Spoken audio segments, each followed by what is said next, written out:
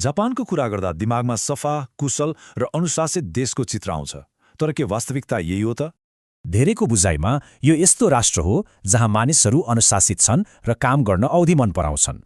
तर यो आदर्श छविको पछाडि वास्तविकता भने निकै फरक र दबावपूर्ण छ।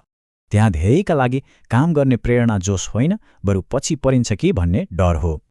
कामको दबाव यतिसम्म छ कि धेरै काम गरेर मृत्यु हुनुलाई कारुसी भन्ने छुट्टै शब्द नै छ। सोच्नुहोस् त, लगभग 25% कम्पनीमा कर्मचारीहरूले महिनामा 80 घण्टाभन्दा बढी ओभरटाइम गर्छन्। यस्तो देख्दा एउटा प्रश्न उठ्छ कि काम सक्ने हतार मलाई मात्रै हो? किनभने जवाफ अचम्म लाग्दो छ। धेरै घण्टा काम गर्नु भनेको उत्पादक हुनु होइन, बरु अकुशल हुनु हो।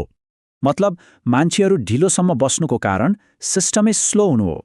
यो अवस्था कसरी आयो भनेर बुझ्न जापानको आर्थिक इतिहासको एउटा महत्त्वपूर्ण मोडलाई हेरौँ। 90को दशकको त्यो आर्थिक मन्दीले हराएको पुस्ता अर्थात् द लस्ट जेनेरेसनलाई जन्मायो। यो पुस्तामा झन्डै 1,70,00,000 मानिस पर्छन्, जुन कुल जनसङ्ख्याको 15% हो।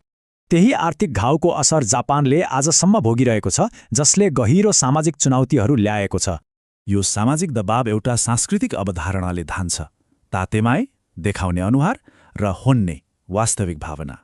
यसको मतलब अरूले के सोच्छन् भन्ने अदृश्य क्यामेराले सधैँ हेरिरहेको जस्तो दबाव महसुस हुन्छ। समूहको नियम तोड्दा मुरा हाचिबुको डर हुन्छ, जुन एक किसिमको सामाजिक बहिष्कार हो। त्यसैले मलाई आराम चाहियो भन्नु बर्नआउट हुनुभन्दा पनि डरलाग्दो लाग्न सक्छ। अब यही अनुरूपताको दबावले जापानमा बस्ने विदेशीहरूलाई चाहिँ कस्तो असर गर्छ त? उदाहरणका लागि घर पाउनै गाह्रो छ। कतिपय घर धनीले विदेशीलाई सिधै अस्वीकार गर्छन्।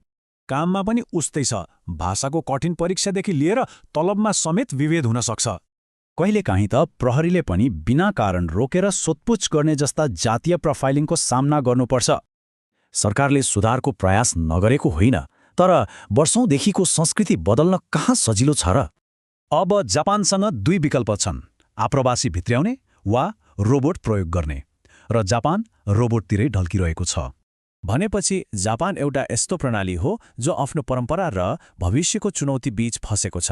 ल, त्यसो भए स्यालेरीम्यानको 2वटा वास्तविकता के हुन् त? आउनुहोस्, हामी टोकियोका त्यही 23 वर्षीय युवाको आँखाबाट जापानको कर्पोरेट दुनियाँलाई निहालेर हेरौँ। सोच्नुहोस् त, भर्खर कलेज सकेर काम सुरु गरेको एक युवा दिनमा 15 घण्टा काम गर्छ, तर महिनाको अन्त्यमा उसको हातमा कति आउँछ? जम्मा 1,70,000 येन। यति मात्र होइन, मानसिक तनावले गर्दा डाक्टरले उसलाई एडजस्टमेन्ट डिसअर्डर भएको भनेका छन्। तर के ऊ जागिर छोड्न सक्छ? सक्दैन। किन?